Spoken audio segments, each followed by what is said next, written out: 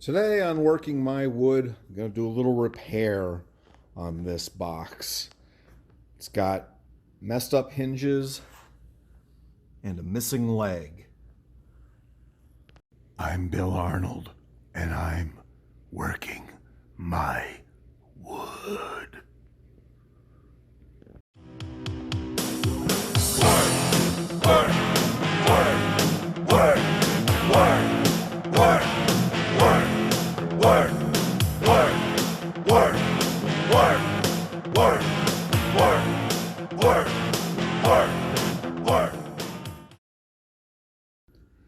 First thing we're going to do is remove these hinges and see if I can make it so the screws are no longer loose and that the hinges fit tightly and correctly.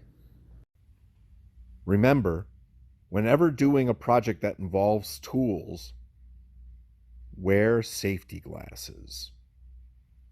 I'm supposed to say, kids, don't try this at home. Ow! Ow! Ow! Fuck! Ow!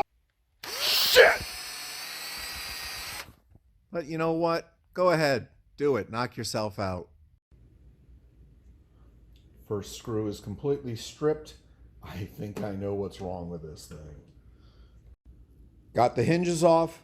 As you can see, this is a rather thick piece of wood. This top is a rather thick piece of wood and heavy for a top. There's a lot of moment on this, a lot of strain. Let's take a look at the screws they used for these hinges. Yeah, that's what we call really, really too freaking small. Initially, I was going to fill these holes with a little bit of wood glue and a sliver of hardwood and then put the screws back in.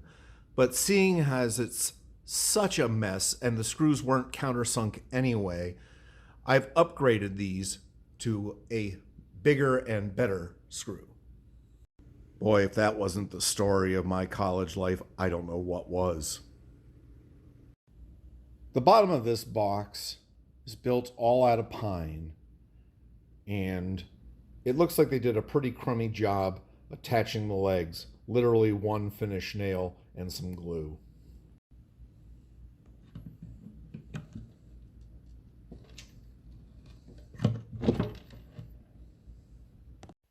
In the grand tradition of finding a piece of junk sitting on the floor to use, I found this piece of pine that's from a pallet. Should be perfect.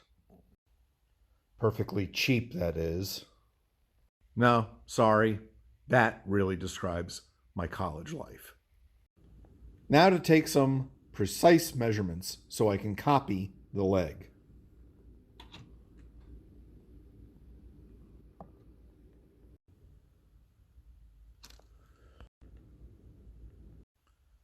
So I've cut a piece of the pallet off and just sanded the sides to make it square, because when they build pallets, they don't really care about that stuff.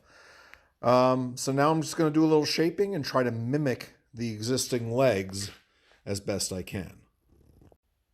Here's my blank. Time to do a little sanding, make it completely cubical. That's totally a word, right?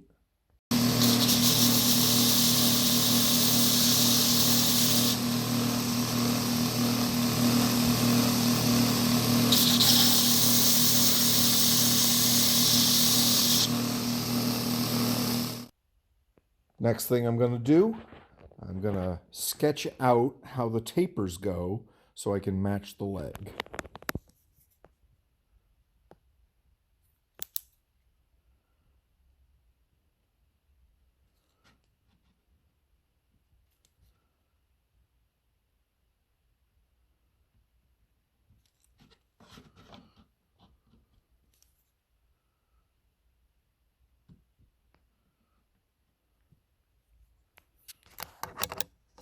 So here are the lines I've drawn to mimic this.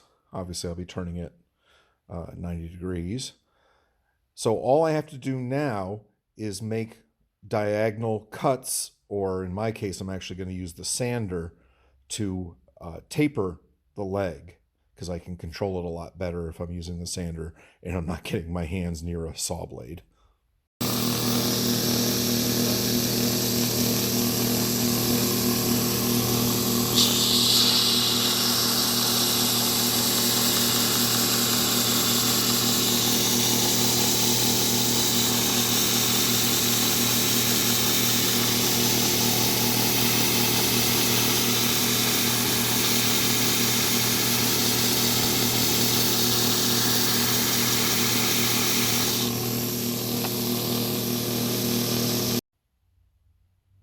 There we go.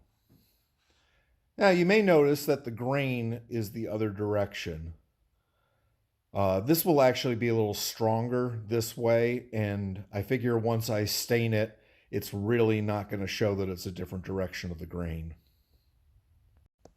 So this happens to be first coat of gunstock stain on a cornhole board that I'm doing for a customer. The color is not that far off from this. This is a little redder, and sometimes it's hard to see on video, but it's a little redder. But I think I'm going to start with the gunstock and then darken it from there and see how close I can get a match. I drilled a screw a little bit into the back because obviously the top doesn't matter, because that'll be against the bottom of the box unit. So I can just do a dip on this.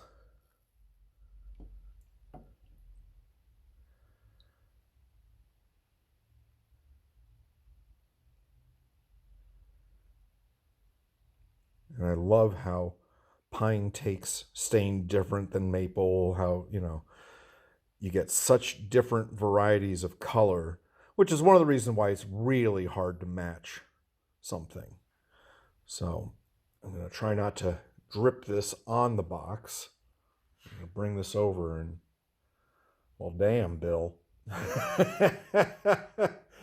Maybe I just stop right there. Not much of a video, I apologize, but I think I'm going to blot this and see where I am, because I think I'm pretty damn close. That's a little frightening. As always, the end grain took stain like a champ. But when you get around to the side grain, it's much, much lighter.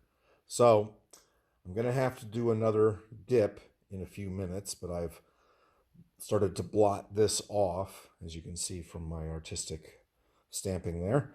And then I'll see. Maybe I can do it just with this color. If not, I own every color stain under the sun, so we'll figure it out. Second coat, and it looks pretty darn good. I haven't blotted it yet, but I'm going to let it soak in for a few minutes.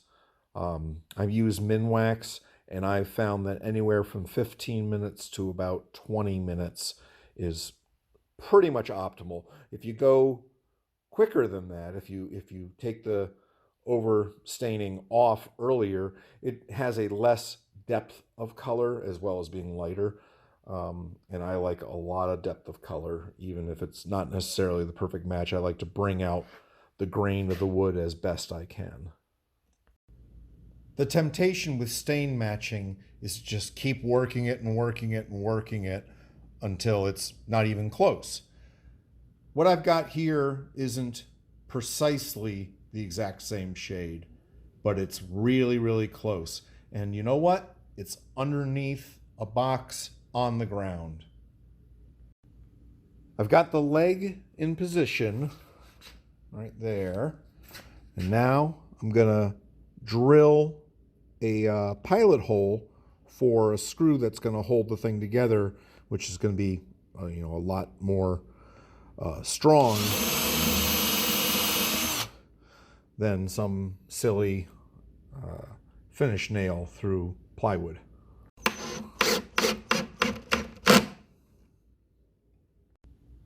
So there we are.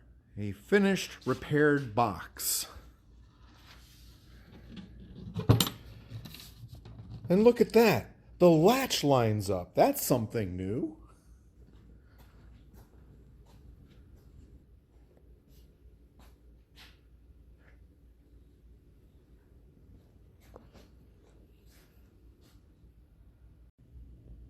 I'm really pleased how this repair came out. I don't do a lot of furniture work with the exception of things I do at the theater, so this was a nice change. I'll see you next time. I'm Bill Arnold, and I'm working my wood. Work, work.